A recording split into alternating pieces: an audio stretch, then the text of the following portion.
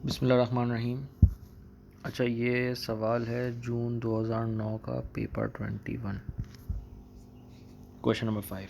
Two sources S1 and S2 of sounds are situated 80 centimeter apart in air as shown in figure 5.1। तो ये दो sound की source हैं, एक ये स्पीकर होगा, एक ये स्पीकर है ना, बाजे बजा रहे हैं। The frequency of vibration can be varied. Two sources always vibrate in phase but have different amplitudes of vibration। Different amplitudes हैं लेकिन सेम फेज़ है। मतलब अगर ये ऐसे निकल रही है वेव, तो ये भी ऐसे निकल रही है, कंसीडरिंग के एम्पलीट्यूड चेंज हो सकते हैं। तो ये सीन है भाई। अच्छा, uh microphone M is situated at distance 100 centimetre from S1। समझ आ रहा है यहाँ पे। Along a line that is normal to S1 S2 की एक लाइन है, उससे नॉर्मल मतलब परपेंडिकुलर बना रही है। As the frequency of S1 and S2 is gradually increased, the microphone detects maxima and minima of intensity of the sound।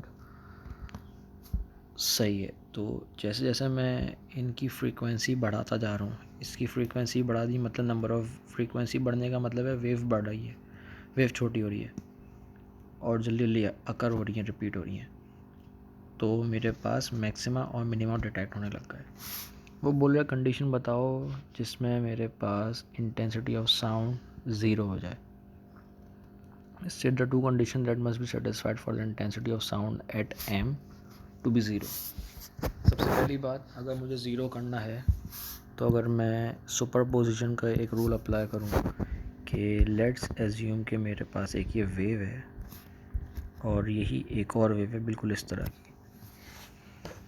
तो maxima से मिनिमा कटेगा, मिनिमा से मैक्सिमा कट जाएगा, तो मेरे पास का जो रिज़ल्ट आएगा that would somewhat like this, मतलब ज़ीरो हो जाएगी। अच्छा, जो दूसरी कंडीशन हो सकती है उसमें वो ये है कि इन दोनों का एम्पलीट्यूड सेम हो, क्योंकि एम्पलीट्यूड का मेरे पास एक फॉर्मूला होता है जो कि आई गेस आप लोगों को भी याद होगा कि intensity is equals to amplitude का स्क्वायर।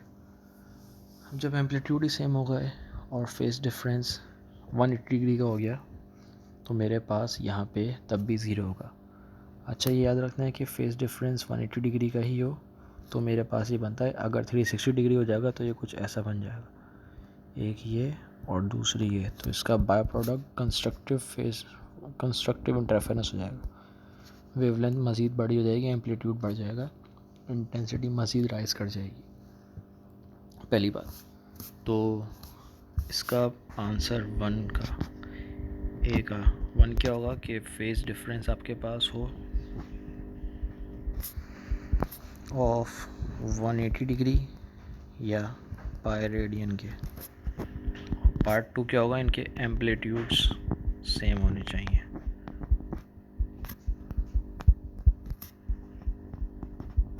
अच्छा, अब इसका दूसरा पार्ट आ रहा है, पार्ट बी।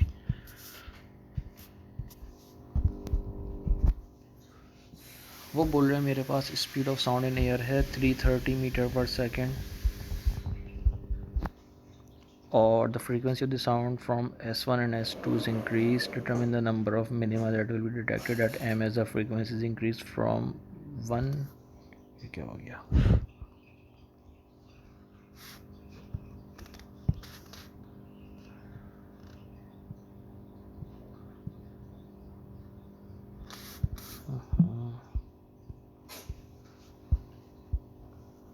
हट जाओ भाई।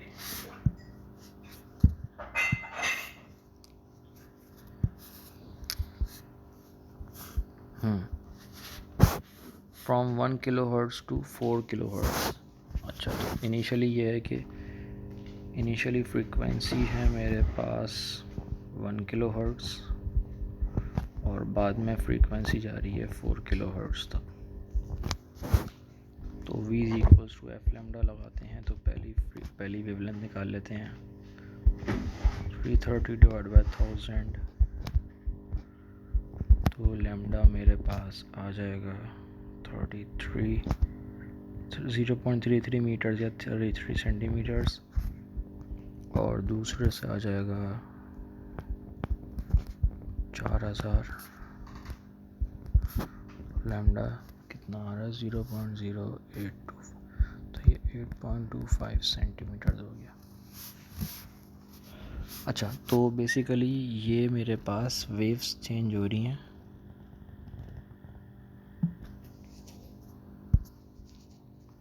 तो ये मेरी वेव्स चेंज हो रही हैं। एक चीज़ जो कि मुझे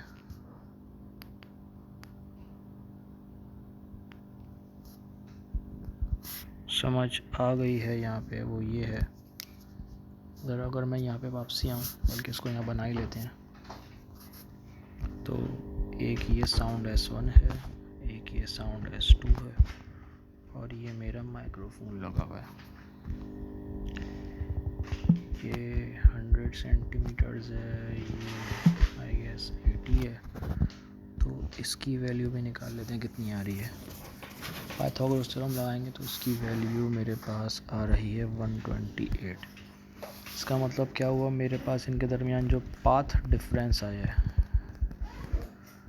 दैट इज़ 28 सेंटीमीटर का पाथ डिफरेंस आ रहा है। अब इस 28 सेंटीमीटर से करना क्या है मुझे, ये सवाल है सारा। तो देख लो बेटा, मतलब मेरे पास जो वेव्स चेंज हो रही हैं वो 28 सेंटीमीटर के अंदर अंदर होंगी तो सही है, और इसके दरमियान में आएंगी तो सही है, वही मेरे पास मिनिमा बनेंगे। तो अब ज़रा डिस्ट्रक्टिव इंटरफेरेंस का फॉर्मूला देख लेते हैं।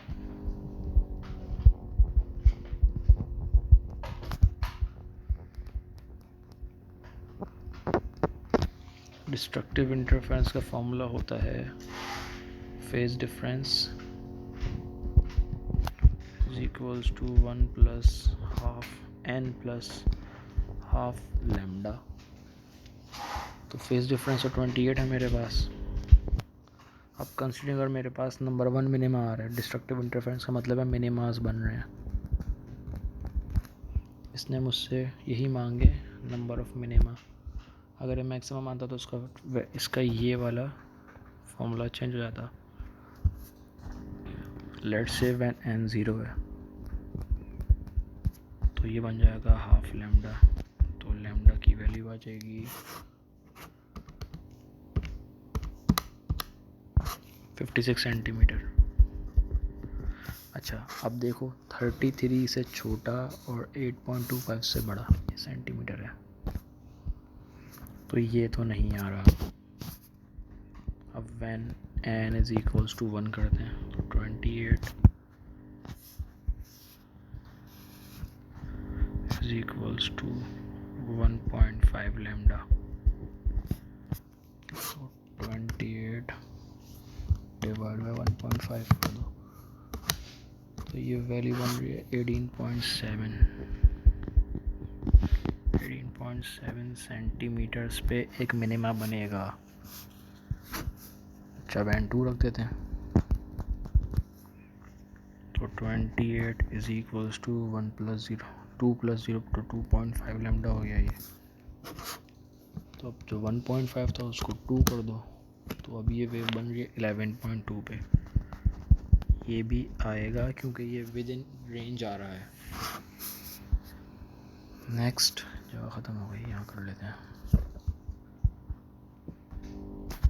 When n is equals to 3 तो 28 इज इक्वल्स टू 3.5 लैम्डा हो जाएगा। तो अब लैम्डा की वैल्यू आ जाएगी 8 सेंटीमीटर। अच्छा, फिर वही बात, 33 और 8.25 के बीच में 8 नहीं आता। इट्स मोर लाइक अगर आप 35 यहाँ लिखो, आप 33 यहाँ लिखो, फिर 30, फिर 15, फिर 10, फिर 9, फिर 8.25 आएगा, और फिर उसके बाद 8 आएगा। ये मेरी रेंज है। ये 88 इससे बाहर निकल रहा है और ऊपर जो 56 आता है वो भी इससे बाहर जा रहा है।